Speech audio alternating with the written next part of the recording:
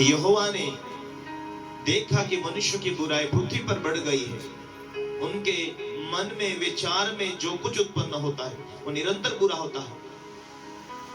और यहोवा पृथ्वी पर मनुष्य को बनाने से पछताता है और वह मन में अति दुखी हुआ। तब यहोवा ने कहा, मैं मनुष्य को जिसकी मैंने सृष्टि की पृथ्वी के ऊपर से मिटा दूंगा। परंतु यहोवा के अनुग्रह की दृष्टि नूह पर थी। प्यारे भाई और बहनों, उसकी धार्मिकता के कारण परमेश्वर की दया नूह के ऊपर थी।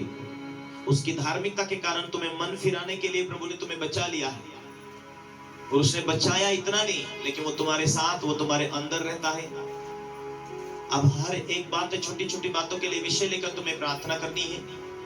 तुम्हारी सफलता तुम्हारे जीवन में है, तुम्हारा छुटकारा तुम्हारे जीवन में, तुम्हारे शब्द में। धार्मिक लोग कभी ठोकर नहीं खाएंगे। धार्मिक लोग प्रभु के साथ चलेंगे तो ठोकर नहीं खाएंगे। धार्मिक लोग ठोकर खाएंगे, उठकर और खड़े होंगे, आगे चौकसी करेंगे। दुनिया सफल हो सकती, दुनिया रो सकती, दुनिया धोखा खा सकती, लेकिन जो प्रभु के साथ चलेगा, परमेश्वर के सामने ईमानदार रहेगा, प्रभु कभी भी उसे ठोकर नहीं खाने देगा, कभी उसे धोखा नहीं देगा। जो तुम चाहोगे आज वो विषय तुम्हारे सामने प्रार्थना। आगे भविष्य में तुम असफलता नहीं पाना चाहते और सफलता ही पाना चाहते, वो विषय होनी चाहिए।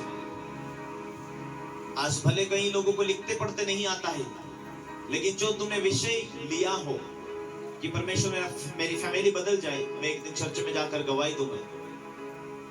कोई पूछे तेरा पति कहां जाने से बदल गया, वो हिम्मत होनी चाहिए। मोहल्ले में, घर में, परिवार में, रिश्तेदार में, फैमिली में, जब हम एक ही तरफ साइड लेंगे कि प्रभु महान है, संसार में जाए तो संसार में जुड़ जाना, विश्वास में आए तो विश्वास से जीवन। दो तरह के जीवन जीने से लोग प्रार्थना का उत्तर नहीं पाते। हमें रोज प्रभु यीशु मसीह के स्वभाव में बनने के द्वारा हमारे जीवन में उसकी सामर्थ्य मिलेगी, उसकी दया आएगी और उसकी सफलता हमारे जीवन में जुड़ती जाएगी। Hallelujah, hallelujah, hallelujah. प्यारे भाई और बहनों, परमेश्वर ने आपके ऊपर दया किया है, वो 2 दिनों का नहीं है। आप जब तक इस पृथ्वी के ऊपर हैं, उसकी दया आपके ऊपर बनी रहेगी। उसकी दया के कारण तुम्हारे जीवन में सफलता आएगी। जब इस शरीर को छोड़ेंगे, फिर भी स्वर्गदूत आपको लेकर जाकर प्रभु के चरणों में लेकर जाकर रख देंगे और स्वर्ग का शरीर पहना दिया जाएगा। वहां करोड़ों साल के लिए परमेश्वर के राज्य में जीना है। बाइबल कहती है स्वर्ग टल सकता, पृथ्वी टल सकती, पर परमेश्वर का जीवित वचन कभी नहीं टलेगा। 2025 की तैयारी हमारी एक आत्मिक तैयारी हो, ईमानदारी की तैयारी हो, पवित्रता की तैयारी हो, प्रार्थना की तैयारी हो। Hallelujah, hallelujah, hallelujah. 2025 की तैयारी, परमेश्वर हमारे लिए रास्ते खोले, बीज बोना, भेंट देना, प्रार्थना की तैयारी, ईमानदार की तैयारी। मुझे इन दिनों में पवित्र आत्मा भरना है, मुझे दर्शन दे प्रभु, मुझे सपनों के द्वारा दर्शन दे, मुझे चंगाई चाहिए, मेरी फैमिली आजाद हो जाए, मेरे परिवार में शांति दे। कोई बच्चे होंगे अपने माता पिता विश्वास में नहीं होंगे, उनके लिए प्रार्थना करेंगे, परमेश्वर उनको जीवन को चेंज करेगा। फैमिली में कोई व्यसन करता, लेकिन आप जब उपवास और प्रार्थना परमेश्वर से मांगेंगे, प्रभु मेरा फैमिली बदल जाए, और यही मेरी गवाही होगी, मैं हिम्मत रखूंगा। और आप जो मांगेंगे, परमेश्वर का वचन मत्ती 7:7 में लिखा, जो तुम मांगोगे वो तुम्हें मिलेगा। पिछले दूसरे या तीसरे संडे लखन भाई का क्या अपना कलीसिया का विश्वास, 3 लड़कियां हो गई, एक उन्होंने एक भेंट दिया, प्रभु मेरे घर में एक भेंट देने के लिए बकरा है, ठीक है। और उसके बाद में उन्होंने भेंट लाकर पहले दे दिया। कुछ टाइम के बाद में उनकी आशा, उनका एक विश्वास था कि 3 बेटी तो हो गई, अभी मुझे बेटा परमेश्वर देगा, बड़े आनंद के साथ में आया। और कुछ टाइम के बाद में फिर और चौथी बेटी हुई। उनका मन उदास रहा, निराश रहा। लोगों ने कहा भी कितनी बच्चियां होगी, 4 होगी, जाकर ऑपरेशन करवा ले। दोनों का मन उदास है, दोनों का जीवन टूटा हुआ है। हम 2-3 सालों से विश्वास कर रहे हैं, हमें बेटा की जरूरत थी, चंगाई तो दे दिया परमेश्वर ने, हम बीमार थे, चंगाई तो दे दिया, अभी बेटा की जरूरत थी, परमेश्वर बेटा देगा सोचे थे, लेकिन फिर से बेटी दे दिया। लोगों ने कहा जल्दी जाकर ऑपरेशन करवाओ।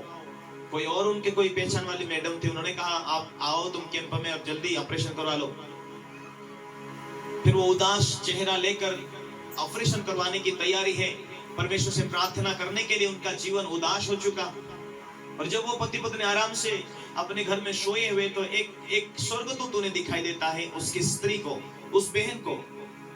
सफेद कपड़े से आता है एक व्यक्ति, उसको बोलता है, वचन में लिखा है मांगो तुम्हें दिया जाएगा, तुमने मांगा नहीं, तुमने मांगा भी होगा तो अविश्वास है। उसने कहा मांगो तो तुम्हें दिया जाएगा। उतना ही शब्द बोला, वो व्यक्ति गायब हो गया। उसे याद आया, सुबह जल्दी से उठी, वो बहन ने कहा आज तो कोई अनजाना व्यक्ति मेरे सपने में आकर कहा मांग तो तुझे दिया जाएगा, क्यों नहीं मांग रहे तुम। फिर उन्होंने ऑपरेशन करवाना कैंसिल किया। फिर 2-3 दिनों का उपवास प्रार्थना किया, फिर प्रार्थना में बने रहे। और उन्हें महसूस हुआ बाद में, कुछ टाइम के बाद, कि परमेश्वर ने उन्हें गर्भों का फल दिया, आशीष दिया। कुछ महीनों के बाद में डॉक्टरों के पास चेकअप करवाते हैं तो उन्हें बेटा मिला। 4-5 दिन पहले ही मुझे गवाही देकर गया, भेंट देकर गया। जब जब हम उदास थे, जब जब हम निराश थे, परमेश्वर ने हमें वो उसकी उपस्थिति में उसके वचनों से संभाला, दर्शन दे देकर उसने संभाला। अब वो खुश है, अब वो आनंदित है, अब वो आशीषित है। हालेलुया। हम अपने समय में बरकत पाना चाहते हैं, वो उसके समय में देगा। परमेश्वर से उत्तर पाने के लिए सिर्फ उसका कार्य करते रहो, सीखो, लागू करो, वचन पढ़ो। हर एक वचन में तुम्हारे लिए परमेश्वर की जो योजना है वो समझ आएगी। कैसे जीने से, कैसे बोलने से क्या मिलेगा, क्या फायदा होगा, प्रार्थना करने से क्या फायदा, एक एक बात परमेश्वर तुम्हें समझाएगा। तो परमेश्वर की बेटी है, ऐसा हो नहीं सकता कि प्रभु तुमसे बात ना करे। तो परमेश्वर का बेटा है, ऐसा हो नहीं सकता कि भविष्य की बातें बोल ना सके। परमेश्वर की उपस्थिति में चलने वाला नूह था,